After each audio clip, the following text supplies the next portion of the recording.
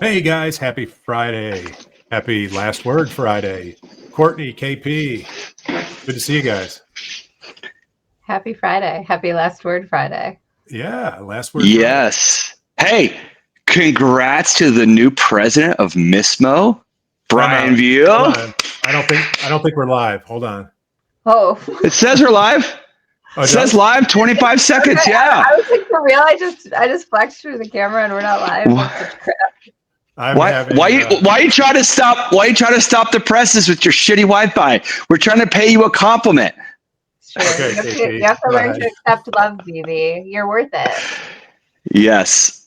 I will just expand on it just a little bit. Mismo has been around a while. They're connected, obviously, with the Mortgage Bankers Association. There's a technology fee that a lot of lenders pay, and there is the standard data set. Like Brian put on a post even this week. This is how we talk data in our industry.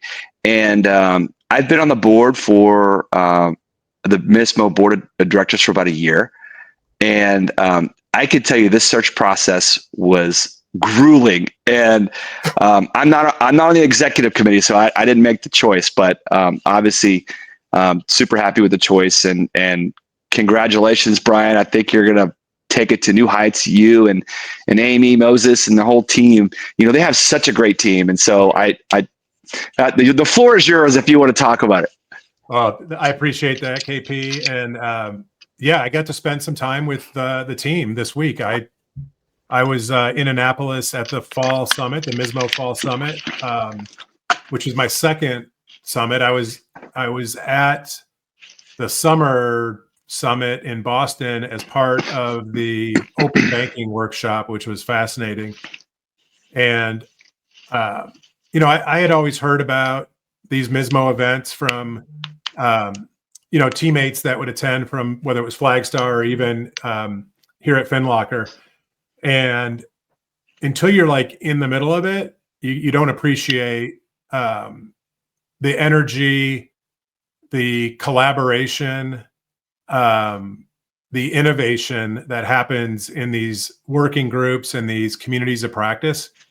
I was so inspired after leaving this one, just because I made it a point to kind of poke into a bunch of the rooms just to kind of get a feel for how these conversations were going. And I think everybody, look I'm still at FinLocker. So I think our entire industry needs to understand what Mismo is. And it's you. It is made up of all of you as this community. I made a comment on a post that Greg Scher did.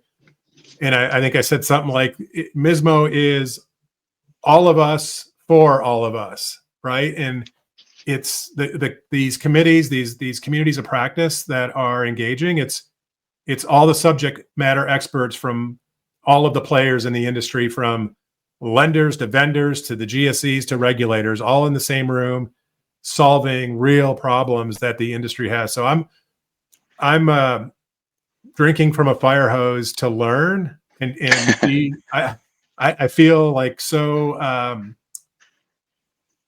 obligated to be able to add value right away. And I think the best way I can do that is by just understanding where we are. And so I'm excited now. I still have a day job. I'm still, here at FinLocker and responsible for helping FinLocker grow. I just did a big demo yesterday, was fired up for that. So it's going to be a fun 3.5, 4 weeks leading up to MBA annual, but great team. The team is phenomenal. They're small, but mighty. I'll say that. I think it's great, Brian. Congratulations. I think it's cool too. My favorite people in mortgage are always the folks that sit in different seats and they know and learn more about it because of that. And I have had the honor of knowing you for different iterations of Brian, and this is certainly another iteration of you in a more, not that you're not public facing now, but right, like as an industry representative in this more formal way. And the industry is pretty darn lucky. Well, I would say yes. I'm pretty fortunate and lucky, and I feel that. So thank you all. Now, back to the show, as they say. Let's talk about Brian's I don't want to get a text from our executive producers, putting our show on break for some oddball reason. So don't worry. Per their last email, they're on stage somewhere, so they're unavailable. Let's stick to script, as they say. So KP, these are like your weeks when the Fed's doing its thing, right? So I caught your videos, as I always do, and give us the rundown. I think we all saw what we saw, and really it's a matter of what's coming down the tracks for us.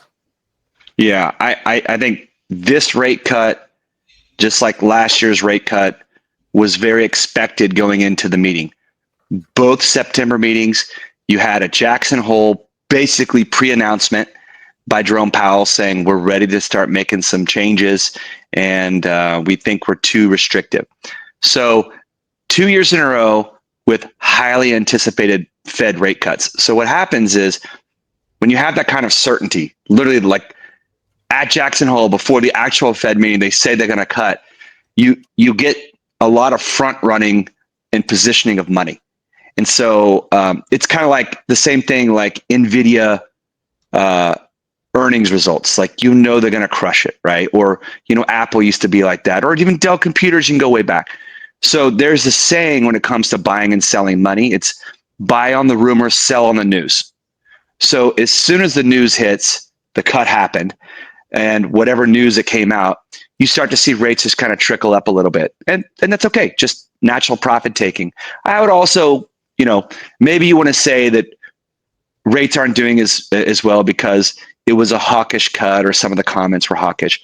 But I think the bottom line is like, we've had really good improving rates for 4 months, especially since July 3rd. So especially really for over 2 months, they've just been getting good. I mean, you're at 11-month lows. I see headlines saying near two-year lows, but actual 11-month lows. And so rates are good, and people are locking. Our lock pipeline, we locked $1 billion in loans to yesterday. And again, we're nobody. I'm just using numbers as an example. I'm not trying to brag. There are plenty of people bigger than us, like Courtney and team, and there's plenty of people smaller than us that probably think I'm bragging. I'm just throwing the number out. We locked $1 billion in locks through yesterday, and we did a little over $1 billion all of last month. So we're about 50% ahead of pace, and so it's time to take a breather. And so I just, if I'm going to throw my Bear Habib crystal ball hat on, and I'm going to try because I love those guys. I think we're going to chop around here between 4% and 4.20 on the 10-year. So that's the Elon line and the perfect GPA line. And so, I think I think the next real market mover of data, like barring anything coming out of the PCE, is the first fake Friday jobs report in October for the September jobs report. So they've been fake reports, we know that, but they still move markets. And so that first Friday of October gives us enough time to clear out our pipelines, get through all the stuff, and get ready. Because if that's a weak September jobs report on the first Friday of October, if it's weak enough, it can move us down below the 4%. And if it's actually surprisingly strong, like last year in October, after a Fed rate cut, we could go above 4.20 and rates could get worse. So I think that's the next big market mover. And I'll just shut up and let you guys talk. Courtney, that was 3 minutes. Yeah, I'm curious, Courtney, from your seat, what you see. So KP talks about the surging rate lock volume, right? At what point do you start seeing kind of frenzied activity inside the servicing side of the world? No, I mean, our payoff volume increased in servicing dramatically on Tuesday. On Tuesday, all of a sudden it went right. And on Monday, I'm finally learning IMB, and I'm doing this to myself. We sent out a very specific reminder of how to request those payoffs in the new system to hopefully limit the noise. And because I was like, this is gonna happen. Okay, we gotta. Anyway. Always talk first, remind, so that you can always forward an email to say you didn't read my email. That's one of the rules, one of the main rules of IMB. That's actually pretty good. That's pretty good. They've given me a run for my money here. I'll tell you that much.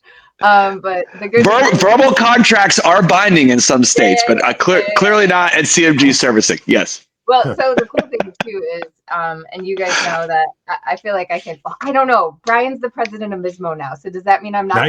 But I'm not the resident nerd anymore. So I have until October 16 to stay in my nerd role on the team. Okay, so until then, the funny thing is that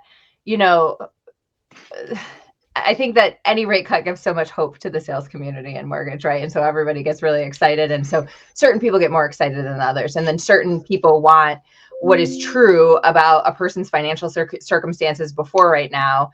And I have a question, KP, for you at the end of this, right? That maybe, things on a credit report can change because they're not exactly true. Like, did my client actually have a loan mod in the last 12 months? Right? I would think that the people experiencing maybe the most squeeze in affordability in their new homes are the ones that are going to run to the refi line fastest.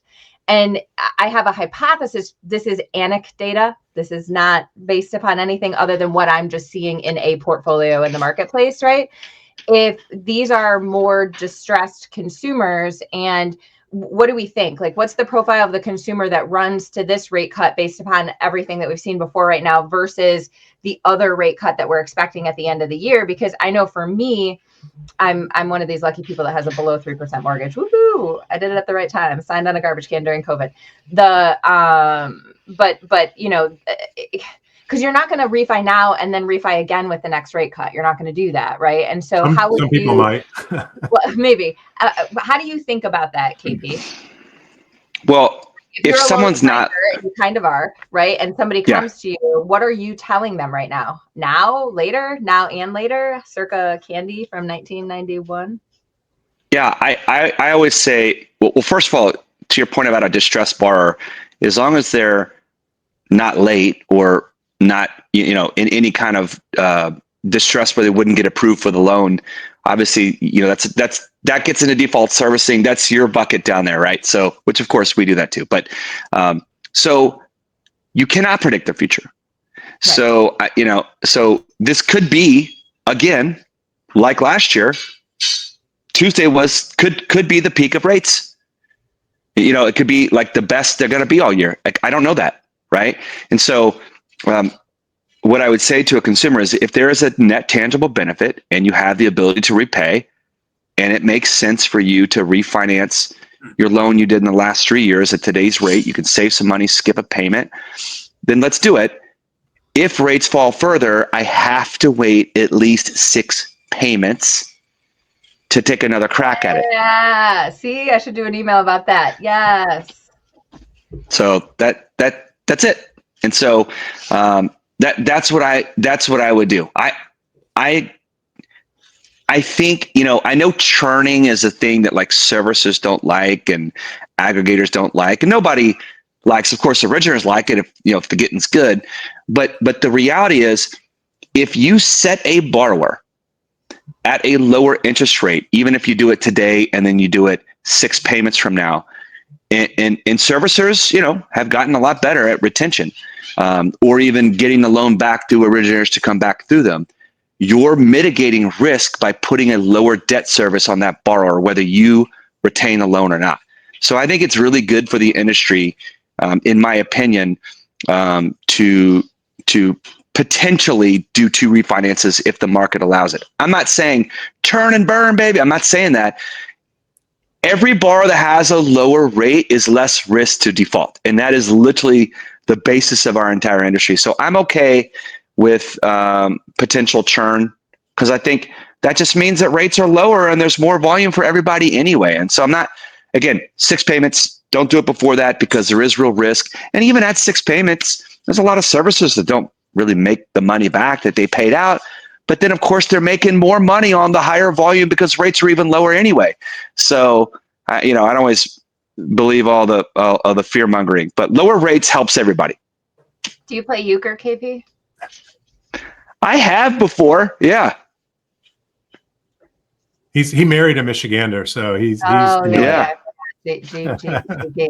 You know, there's a rule in euchre that a card shark used to teach me, and I think that it's for beginning players, but it's a good rule for beginning players, which is if you can take the hand, you take the hand, no matter what. Like, don't think that you're smarter than the other person's hand. And I was just reminiscing about Card Shark days while I was listening to you. And, you know, if you're able to do it and it makes sense for you, and I like your words, there's a real tangible benefit to you right now, then, you know, that is something you should strongly consider. Or I like the euchre one, or you could take the hunter's advice. A bird in hand is better than two in the bush. I'm sure BB could come through like a solid dad joke right now, and we Yeah. might like really be up in like the 50-plus-year-old men environment after this conversation today. Yeah, come on. By the way, Courtney, I'm pretty sure that Michigan State had an elective course on euchre 101. For sure. I mean, how could you go? You can't go to Michigan State and not. I mean, you can't. I don't know that you can live in the state and not play it, right? Right. I'm pretty certain the last time I played euchre was my wife has a sister, and when the bachelor party for my brother-in-law, we went up to Petoskey and we hung out there, and it was like the most chill bachelor party I've ever been to. we went to one restaurant one night. We cooked spaghetti in the cabin, and we played a ton of golf, and we played euchre, and we played another game called golf, which is another card game that we played. And it wasn't like going to Vegas or going to South Florida. And it was just a very wholesome trip. And so we played euchre. So shout out to Michiganders. You know, my favorite event that I've ever gone to in mortgage was to Matt Golden, shout out Matt Golden's cabin near Yellowstone. And it was a small group of people. There was some card playing. I kicked some booty in cornhole that evening. That was fantastic. I got to be the DJ, and we rode some ATVs up the Continental Divide and whatever. But it was like super chill, not in Vegas. There weren't a lot of martinis involved. There were good decisions that were made by all folks. It worked out. Gotta love it. Little outdoor action. That's awesome. I want to circle back to the last topic, and we'll close that one out. But this again is why, I say it all the time, and because I believe it. The local community-based loan officer is the best resource for home buyers and borrowers at large. Because if we start where Courtney started, which was, consumers struggling with escalating taxes and insurance, right? Causing and inflation and all the other stuff that's kind of happening at once, a quarter, any kind of reduction in rate that frees up cash flow can be meaningful for that particular situation. And, a local, community-based, loan professional mortgage advisor that truly leads with education, empathy, compassion first is going to identify and hear those signals and signs and be able to walk somebody through a process so they do make the best decision possible. So that's all I want to say about that, as Forrest Gump would say. Hey, amen. You were running. Yeah. So this week, like I said, has been a little chaotic for me. I was at this event and working double duty. So what else was in the news besides Jimmy Kimmel? We don't have to go there. That's for a different show. I will say I saw a picture, a meme just this morning, and shout out to Giants fans. It was a picture of Matt Prater kicking a field goal so far left of the upright. It said ABC pulled Giants games after Matt Prater kicks so far left. Anyway, no, I think the Fed drama. I think the Fed drama on the board is important. I don't like the independence of the Fed being attacked personally. That's, I know we got Justin G on here. I saw him in the comments. They're like, abolish the Fed, and the Fed is a predator paper printer. And I don't disagree, but I don't know. I'm not sure about the political influence on the Fed, but at the end of the day, whatever, it's all way above my pay grade. I don't know if that's topic worthy. If we want to talk about Mirren, the only dissenting vote, and said, no, we should have done 50, like isn't that like an argument, like against having, political, plants in there? Like, yeah, we stuck our guy in there and he said 50, like, I mean, you're like the one guy on the board that said go 50 and everyone else is like, what, so it's like, it kind of, to me, kind of weakens and cheapens, the independence of the Fed. But I don't know if that's even exciting. It's football season. It's almost fall. I don't know. Courtney, you got something? Well, I mean, I was just going to comment on what you were commenting on and not like the existence of the Fed. I'm sure Justin's opinion is just fine. I just feel like, for me, I just keep pausing, and I think that the easiest way to say this is that actually BB and I were texting about this earlier this week, is that, in the world that we live in, with social media the way that it is, with cautious behavior, getting the headlines, and really some extreme and harmful caustic behavior. And I think you can apply that to a lot of circumstances that have rolled out in the last couple of weeks. Where is what is true? And are people asking questions about all of it, right? You should be asking questions about all of it. And yeah, why politics shouldn't be in a lot of these decisions. There is data about stuff and things. And I don't know. I just feel like everyone, particularly if you have younger kids around, I have a 12-year-old around, so I constantly get like the news report from school reported to me, like on the drive home. And so we have that conversation. And I feel like, I don't know. I just hope that we can evolve to less caustic everything in Washington, D.C., and get to a point where we can, I mean, I don't know, like the electoral college isn't going to go away for all the reasons that the electoral college isn't going to go away. But I don't know. Maybe sometimes I feel like we should have like a new political party of everyone who doesn't identify with the existing political parties right now. Right. And where does that go from now? No, but I think football is a far better conversation these days. I was at the Lions game with Monty on Sunday.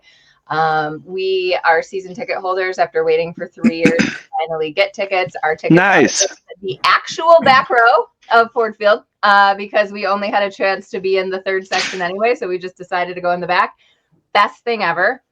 Sitting next to a couple who have had tickets in their spot since like the beginning of time. And it is a elderly gentleman that Monty's seat is next to, and they both talk sports stats the entire game. And it was the coolest thing I've ever participated in. You'll love this then. So a friend of mine, his family's had season tickets going on like 65 years, right? Oh, wow. All the way back to predating even the Silverdome, right? Yeah. And his uncle has 4 seats. Dean, my friend, has 4 seats. So they have these 8 original family seats. Nice. So last year, and his uncle's in his 80s, mid 80s. So last year, his uncle, as the Lions have improved, the secondary and sometimes third-party market for those tickets has gone through the roof. Right. So, his uncle took some chips off the table, as they say, and resold some of his tickets over the last year and a half. Well, he got a couple stern warnings from the Lions organization. Yeah. And then it was the first game of the playoffs last year. He's basically sold his 4 seats for almost the value of his entire season package. Yeah. And the Lions yanked his season tickets. They're like, we warned you, not just once, not just twice, 3 times. They pulled his tickets from him. And I don't understand. Are you not allowed to sell your own seats? I mean, apparently, I guess. Yeah. Apparently, wow. In somewhere around 2023, when each year you renew the seat licensing. When they did the seat licensing thing, they said basically we have control. Yes. Well, Interesting. They're doing that at Pine Knob, which is a legendary concert venue here. Everybody has their own concert venue depending upon where you are. I was looking at getting season tickets, and I would go to like a third of the shows that I really wanted to go to, and I would love to have season tickets. But they walk you through as a part of those presentations now the pretty serious rules, and like I'm not going to go to Megadeth or Kids Bop, right? And so like that's not going to work for me. And so I would sell those tickets, and they're very, very serious about it. Like no pass and go, no collecting. I just never. $200. I'm sure it's happened, but now that I know of somebody that his family member had him yanked, it's like that's a real thing. I just thought it was kind of this urban myth. Urban life. I would go. Just for the record, I would go to both Kids Bop and Megadeth. I know it's just like this is a broad range.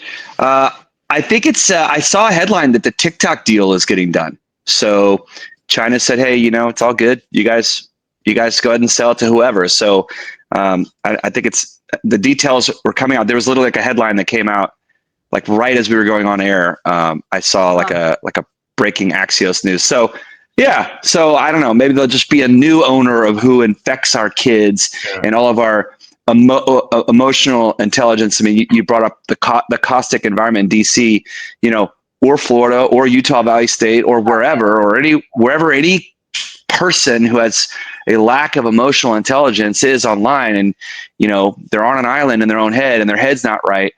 Man, I don't know. I feel like we need to teach emotional intelligence courses mandatory in junior high and high school. And real critical thinking. Let's identify the source of this information. Who's getting paid? That's always a good question to ask on the front end. Who's getting paid? Or how about thou shalt not kill? I mean, let's just start with that. Like, let's do some real basic lessons. Seems like we need a reminder. I mean, I think we can even pull from the earlier religions on that one, right? Like, I feel like everybody says like, let's not do that, and I agree. Yep. Well, we took this one. We took this one to a dark place. Right, the olden times. Yeah. As my kids like to say, "Hey, Dad, when you were a kid in the olden times, did you?" I'm like the olden times. What is this Oregon Trail on the computer? I mean, what are you talking about? The olden times? Like I was born in the like 76, and I was like rock and roll in the 80s, and like the olden times. Anyway, it's all perspective.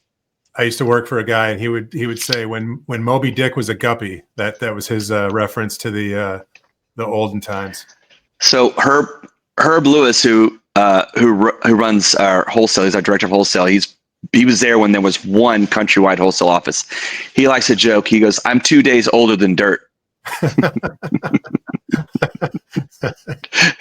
I don't want to know how old he is. From 50 to 55 plus on this show today. Welcome. It's nice to meet you. Did I tell you we're sponsored by Reverse Mortgage? Oh no. I just had a great conversation. I just had a great conversation with KJ, who just took a job over at West Cap Lending. They had a dinner here. They're a local correspondent lender broker shop, and we were talking about HECMs, and I think the reverse purchase is such an underutilized product. Like, let's just say, Brian, that you finally want to like give up and you want to downsize that huge Michigander house you have.